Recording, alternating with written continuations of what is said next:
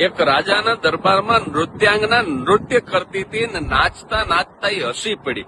એટલે રાજાએ ખામોશ કહી અને સંગીત થંભાવી દીધું. નૃત્યાંગના ઉભી રહી ગઈ. રાજાએ કીધું તારા હસવાનું કારણ મને કે. તો કે આ તબલા વાળો તબલું બરાબર વગાડતો નતો કે ના એ વાત ખોટી છે. કે આ સારંગી વાળો સારંગી બરાબર વગાડતો નતો કે ના એ વાત ખોટી છે.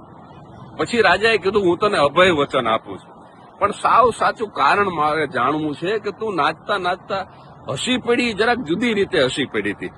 અને અભય વચન આપ્યું એટલે નૃત્યાંગનાએ કીધું કે હું એટલા માટે હસી પડી કે હું કેટલી રૂપાળી છું ને રાજા તમે કેટલા કુરૂપ છો, કદરૂપા છો. ઈશ્વર જયારે રૂપની વહેંચણી કરતો હતો ત્યારે તમે ક્યાં ગયા હતા, એટલા માટે તેનું હસી પડી. અને ત્યારે રાજાએ બહુ સરસ જવાબ આપ્યો કે બેટા, રૂપ લેવાની લાલચમાં રૂપની લાઈનમાં તું સૌથી પહેલી ઉભી હતી, પણ તને એ ખબર નહોતી કે બાજુમાં એવડી જ એક મોટી બીજી લાઈન હતી ને એ તકદીરની, એ નસીબની લાઈન હતી.